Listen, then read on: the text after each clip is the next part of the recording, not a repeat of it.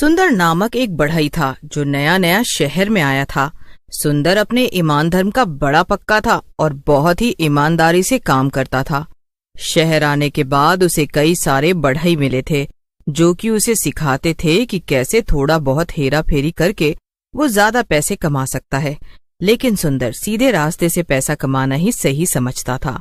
एक दिन सुंदर अपनी दुकान पे काम कर रहा था कि तभी वहां कुछ लोग बड़ी गाड़ी लेकर आए। गाड़ी में से एक आदमी निकला जो सूट बूट पहन कर आया था।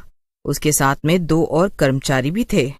क्यों भाई, यहाँ तुम्हें पहले तो कभी नहीं देखा, नए आए हो क्या?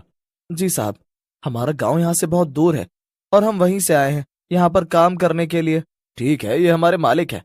ये पास में ही एक नया पार्क बनवाने जा रहे हैं, तो उस पार्क में जितनी भी बेंच होगी वो हमें लकड़ी की बनवानी है और पार्क के झूले भी बनवाने हैं।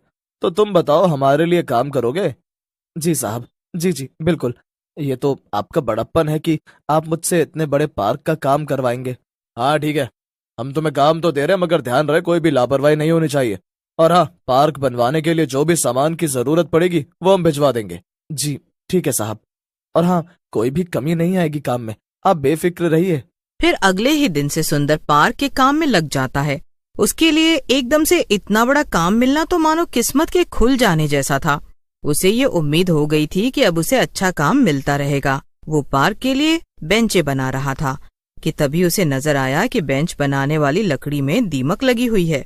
अरे ये क्या, इन लकड़ियों में तो दीमक लगी हुई है।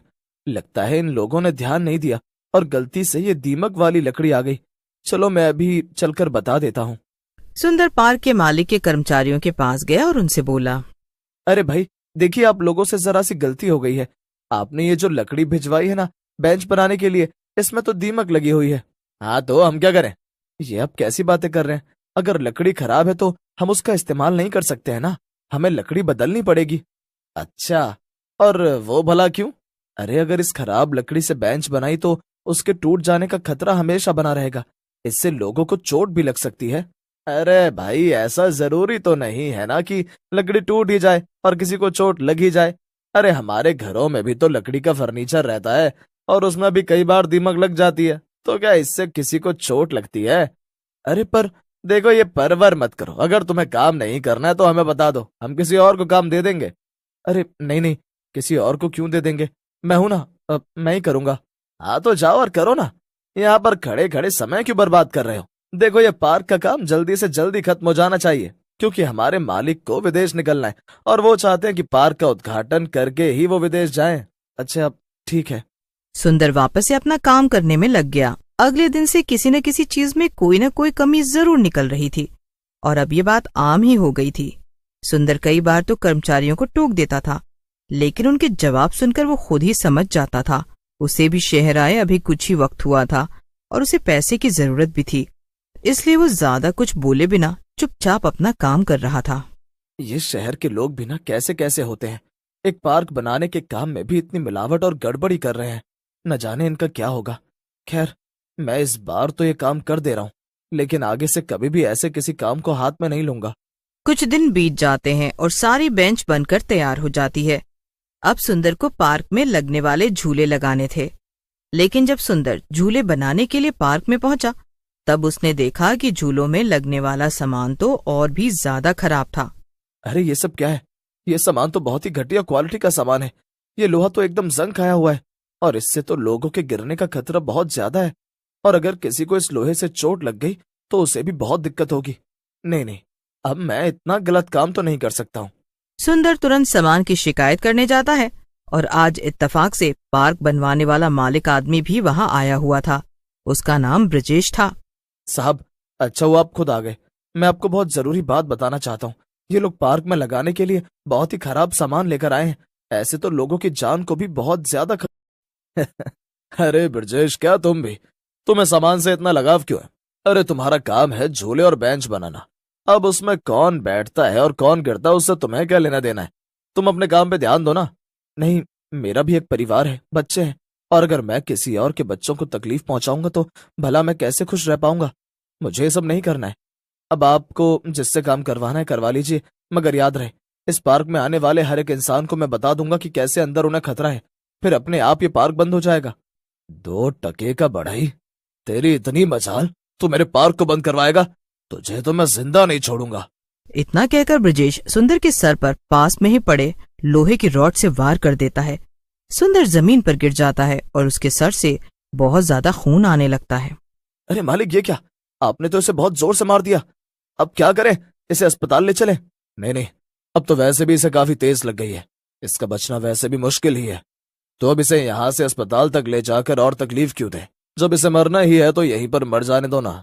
ब्रजेश की बात सुनकर सभी कर्मचारी हैरान हो जाते हैं और एक दूसरे को देखने लगते हैं। चलो चलो, जरा जल्दी करो, मेरे पास ज्यादा टाइम नहीं है। अरे ये इतना बड़ा पार्क है, यहीं कहीं से अच्छी सी जगह देखकर दफना दो। ब्रजेश ने जैसा कहा उसके कर्मचारियों ने वैसा ही किया और सुंदर को पार्क में ही दफना दिया। इसके बाद वो सब वहां से चले गए और सुंदर एक डरावने भूत में बदल गया। वो अपनी हालत देखकर रोने लगा। ये सब क्या हो गया? इन लोगों ने तो मुझे मार डाला, अब मेरे परिवार का क्या होगा? नहीं, मैं इनमें से एक को भी नहीं छोड़ूंगा, सबसे बदला लूंगा। और ये पार्क, इसे तो मैं कभी खुलने नहीं दूंगा। इस पार्क में अब मौत का साया रहेगा और यहाँ कोई भी नहीं आ पाएगा। पार्क का मालिक कुछ ही दिनों में दूसरे बढ़ई से झूले बनवाकर पार्क में लगवा देता है। आखिरकार वो दिन भी आ जाता है जिस दिन पार्क के खुलने का समय तय हुआ था। लेकिन सुंदर के भूत ने ठान लिया था कि वो पार्क में किसी को भी आने नहीं देगा।